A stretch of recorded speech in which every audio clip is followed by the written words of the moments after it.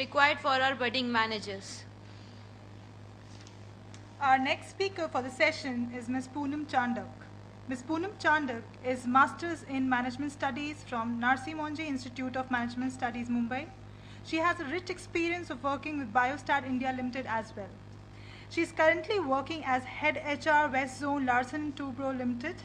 She has won awards in the field of HR practices from Indian Society for Training and Development, that's ISTD, and Outstanding Biostadian Trophy for most significant contribution in her last company. I invite you, ma'am, for your contribution to the session.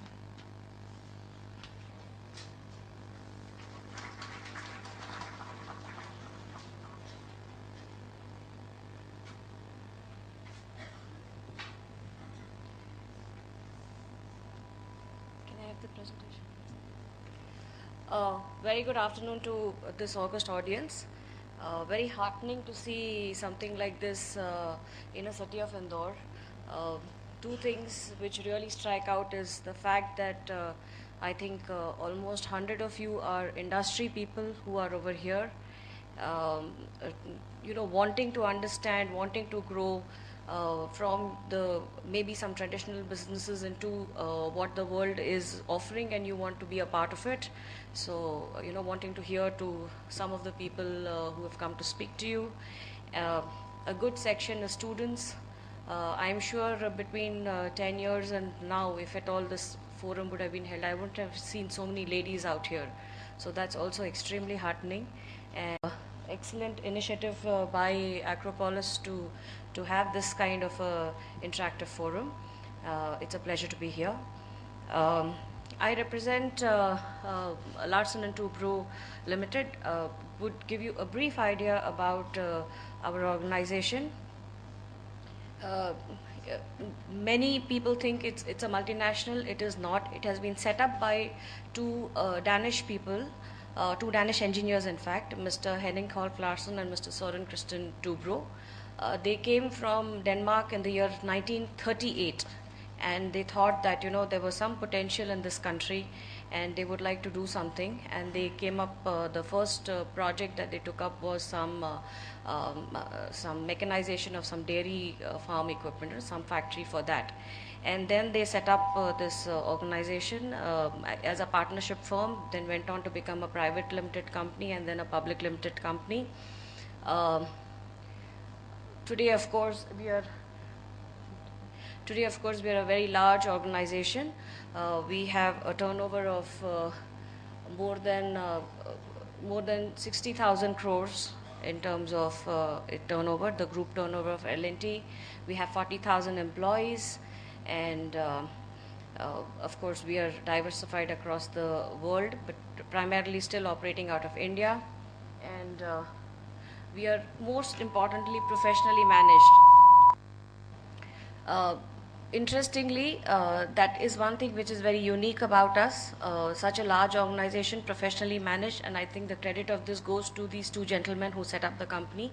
One of the first rules that they instituted in this organization was that no blood relatives can be employed, and as a result their own children could not find employment in Larsen & Toubro Limited. And that set the pace and tone that this organization will and always will belong to professionals, and therefore it's a wonderful opportunity. What we tell the GETs today is that every single CMD of this company, the chairman of this company, has been a GET as a graduate engineer trainee like one of you all, and has grown into the organization, and any one of you can be that. So that's what we offer to the people in terms of a career opportunity. Of course, over the years, there's lots of things that we need to do to equip them to be able to handle the business, handle growth, handle the environment, and that's what Larsen & Toubro provides to them. Some of it I will be sharing today. And of course, we're very, very proud that for the last 66 years, uninterrupted, we have been paying dividends to our shareholders, because actually they are the real owners of this company. By virtue of not having an owner, it's the shareholders who are the owner of this company, and we have been paying dividends to them for the last 66 years in an uninterrupted manner. little bit about the businesses that we are in.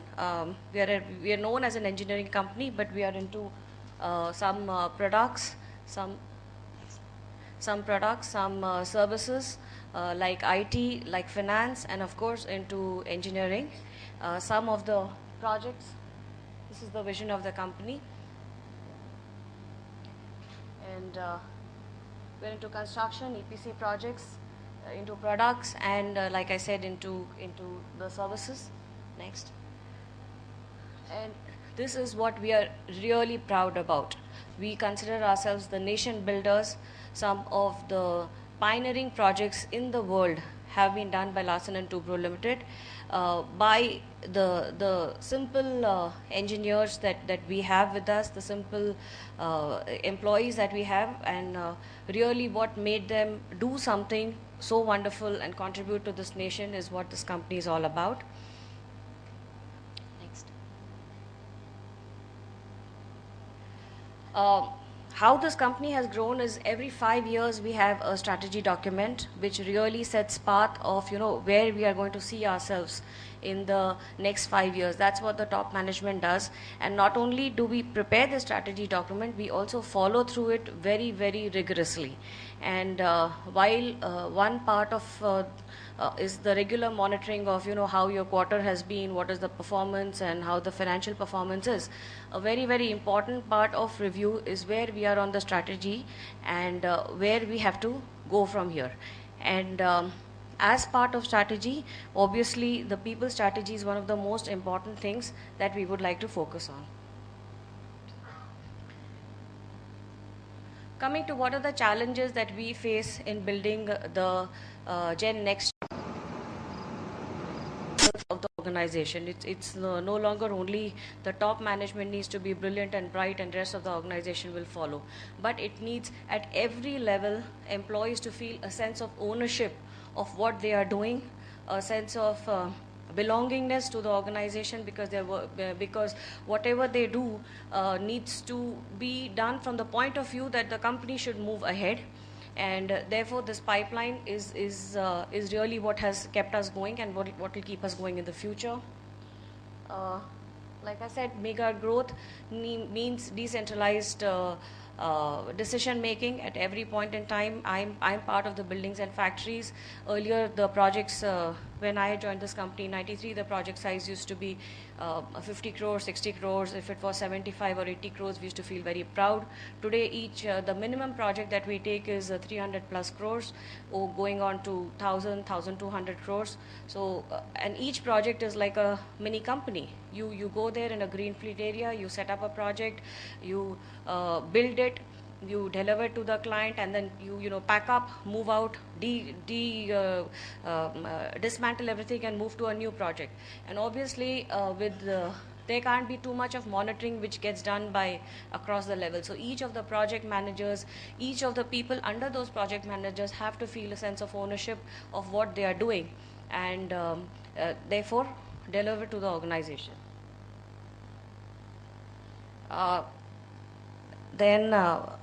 So these are some of the things that we needed to have the requirement why we need Gen Y. So much that in our organization we have not only a vision statement for the organization, but we have a vision and mission statement for the learning and development as well. As you can see, it says learning and development shall be a strategic business function contributing significantly to organizational, group and individual effectiveness.